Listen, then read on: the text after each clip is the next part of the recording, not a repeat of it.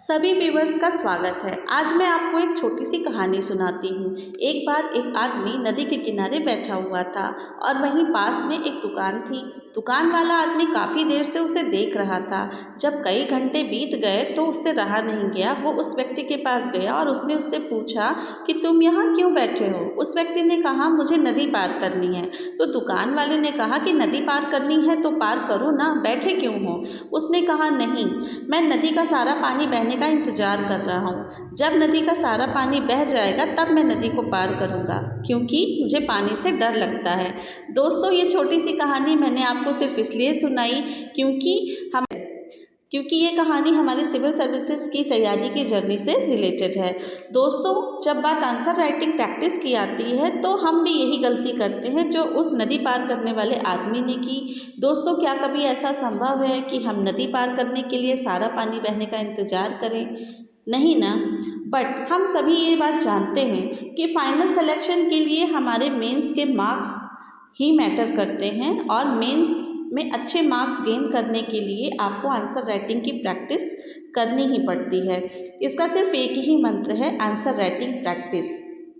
लेकिन हम इसको टालते रहते हैं ये सोच कर कि पहले हम सारी बुक्स को पढ़ लें, पहले हम सारे नोट्स को पढ़ लें, पहले हम सारे मॉड्यूल्स को पढ़ लें, हम सारे रिसोर्स जुटा लें, हम पहले परफेक्ट बन जाएं, उसके बाद ही हम आंसर राइटिंग करेंगे। ठीक उसी तरह जिस तरह नदी पार करने वाला व्यक्ति नदी का सारा पानी बहने का इंतज़ार कर रहा था, लेकिन वो दिन कभी नहीं आता और पूरा समय यूं ही चला जाता है। हम परफेक्शन के इंतज़ार में ही सारा समय निकाल देते हैं।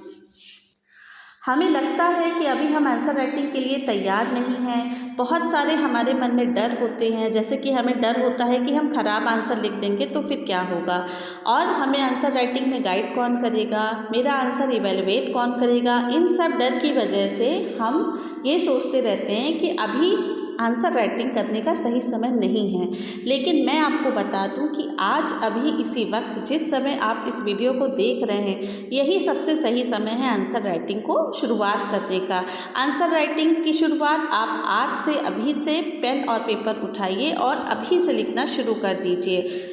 जितना आप लेट करेंगे उतना ही आप रेस में अन्य कंपटीटर से पीछे जाते जाएंगे। मैं मानती हूँ कि रिसोर्स ज़रूरी हैं, मॉड्यूल्स, बुक्स सब ज़रूरी हैं, उनको पढ़ना भी ज़रूरी है, पर उन सब को, पढ़ी हुई चीज़ों को अगर हम मेंस एग्ज़ाम की कॉपी में उतार नहीं पाए तो क्या फ़ायदा इन सब का, फिर ये सारी चीज़ें बेकार हो जाती हैं। दोस्तों, हमें लाइफ में एक साथ कई काम लेकर चलने पड़ते हैं। ऐसा नहीं हो सकता है कि हम पहले एक काम पूरा करने का इंतज़ार करें उसके बाद ही हम दूसरा काम करें, क्योंकि हमारे पास टाइम अनलिमिटेड नहीं है। हमें लिमिटेड टाइम में ही टास्क को पूरा करना होता है। इसलिए पढ़ाई करने के साथ साथ आप आंसर राइटिंग के लिए भी अपने टाइम को डिवोट करके रखिए और प्रैक्टिस भी साथ साथ करते चलिए। ये गलती कभी नहीं करनी है कि हम पहले पूरा सिलेबस कवर कर लें, पहले पूरा पढ़ लें, रिसोर्सेज जुटा लें, नोट्स तैयार कर लें, उसके बाद हम आंसर राइटिंग करेंगे। ये कभी नहीं करना है। अधिकतर कैंडिडेट जो फेलियर का सामना करते हैं वो यही गलती करते हैं। इसीलिए खुद से बहाने बनाना बंद कर दीजिए, आंसर राइटिंग में जुट जाइए। यकीन मानिए, समय के साथ साथ आप खुद ही परफेक्ट होते चले जाएंगे इस आर्ट में। लेकिन ये तभी पॉसिबल होगा जब आप प्रैक्टिस करेंगे, पेन चलाएंगे और कुछ ना कुछ लिखेंगे।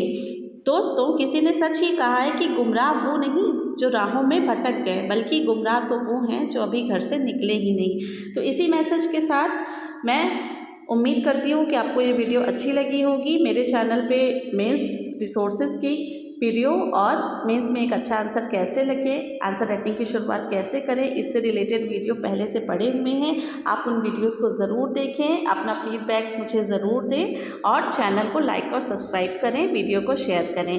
Thank you so much. मिलते हैं फिर किसी अगले वीडियो में। Till then, bye bye.